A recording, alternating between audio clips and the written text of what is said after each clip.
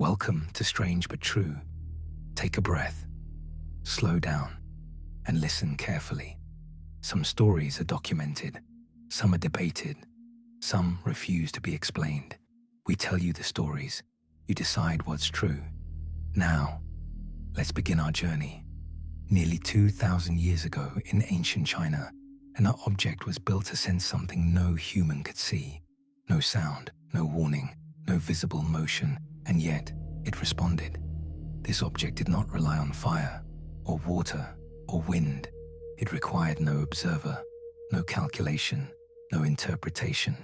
It reacted on its own. The year was 132 CE. The inventor was a scholar, astronomer, engineer, and historian named Zhang Heng, and the object he created was designed to do something no known instrument had ever done before: detect earthquakes, not after they arrived, but at the moment they occurred, even when they happened far beyond the horizon. The device is described in official historical records, not legend, not poetry, not myth, state documents. According to those records, it was a large bronze vessel, roughly the size of a barrel. Around its outer surface were 8 dragon heads, evenly spaced, each facing a different direction. Beneath each dragon sat a metal toad, mouth open.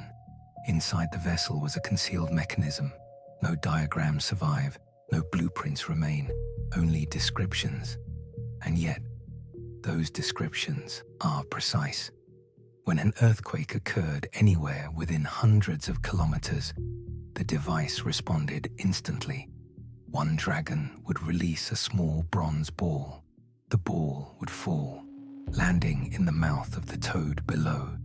The direction of the falling ball indicated the direction of the earthquake.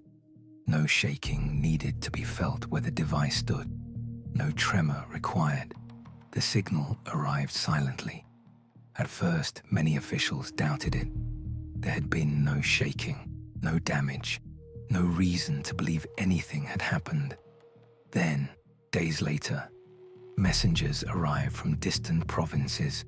An earthquake had struck, exactly in the direction the device had indicated. This did not happen once. It happened repeatedly, enough times that the instrument was taken seriously, enough times that it was maintained by the state, enough times that it entered the official historical record. What makes this unsettling is not that the device existed, it is that it worked.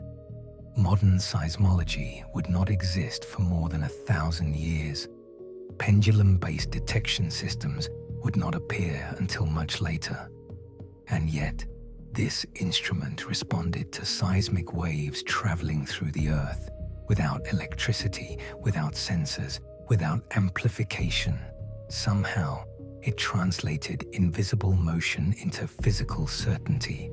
The internal mechanism remains unknown.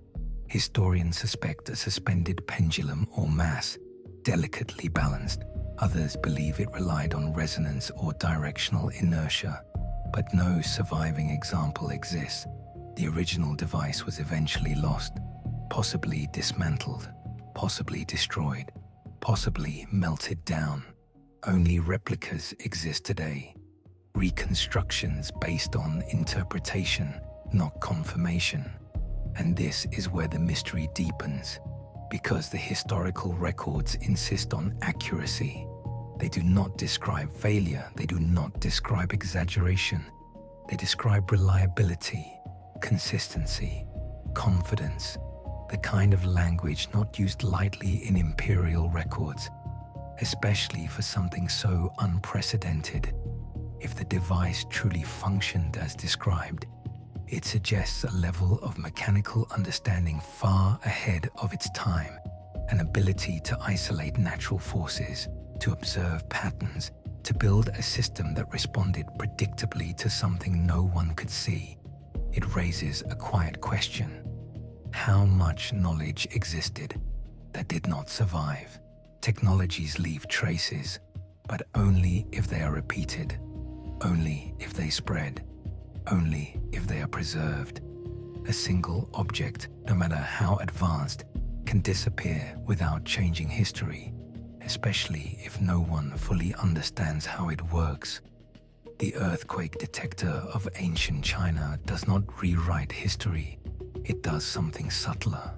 It reminds us that progress is not a straight line, that knowledge can appear, work, and vanish, leaving behind only a description and a doubt. History has a way of hiding the truth. Inside tales, inside myths, inside legends, inside things that feel just a little off. If this story held your attention, subscribe to Strange But True and turn on notifications so you don't miss what comes next. Because sometimes, what sounds unbelievable is exactly where the truth hides.